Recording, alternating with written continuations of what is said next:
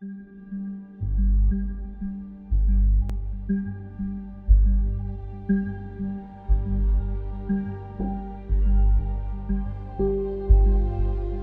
wanted to build a business out of the horses that she currently had. She had called me and asked me if the owner of the company would possibly sponsor her at a horse show. And he said he didn't have a problem with that, so we wrote her a check. She had emailed me and asked me if he would sponsor another class. I took it upon myself to make the decision that he would sponsor this class, and I wrote her the check and I forged his name. It snowballed from those first 2 checks, and I ended up stealing over $1 million from this company over a 17-year period.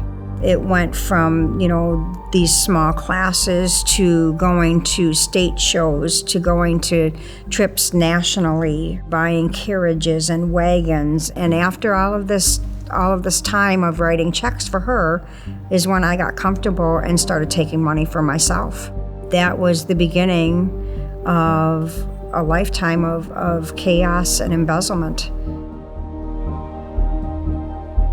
My father was very well known in the community because of his political contributions and his being on the school board and that for so many years. When I was sentenced, the judge referenced my father in my sentencing, and I knew because of that I wasn't going to get what I deserved. And I struggled with that for a very, very long time. But I was sentenced. I got 5 years, 2.5 years in prison, and 2.5 years on extended supervision. The judge threw his gavel down, and that was the end of it. I just remember a lot of commotion and a lot of, people telling us to do this and somebody else would tell you to do that. And it was just, you didn't know which end was up. You didn't know which way to go. You didn't know who to listen to. You wanted to do everything right because you didn't want them to know your name. You don't want them to remember you. I was awarded by the judge when I was sentenced the opportunity to go into an earned release program. You're in with a group of women, and it's extremely intense program, and it's to be released early. I did not want to go home early. I didn't feel that the 5 years was punishment enough, and you're only going to make me be in here for 2.5 years. Now I survived maximum security, you've sent me to minimum security, and now you're going to let me go home early. What do I have to do to be punished for my crime?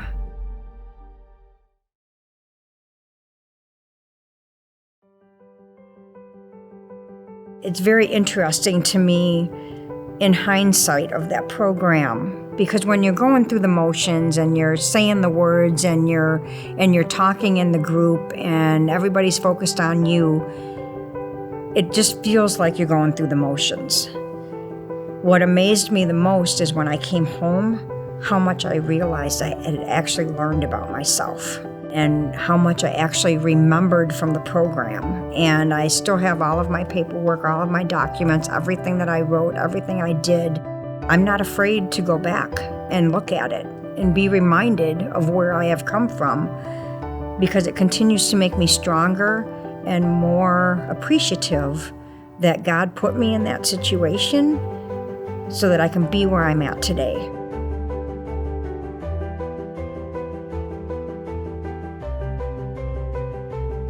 After my initial interview with James Place North, they asked me to come on to be a volunteer. We're working with Partners in Hope, who has a program through the House of Corrections with gentlemen who are getting ready to be released back into society. I'm helping them with resumes and job interviewing skills. However, in the meantime, I'm bonding with these gentlemen, making friendships because I can relate.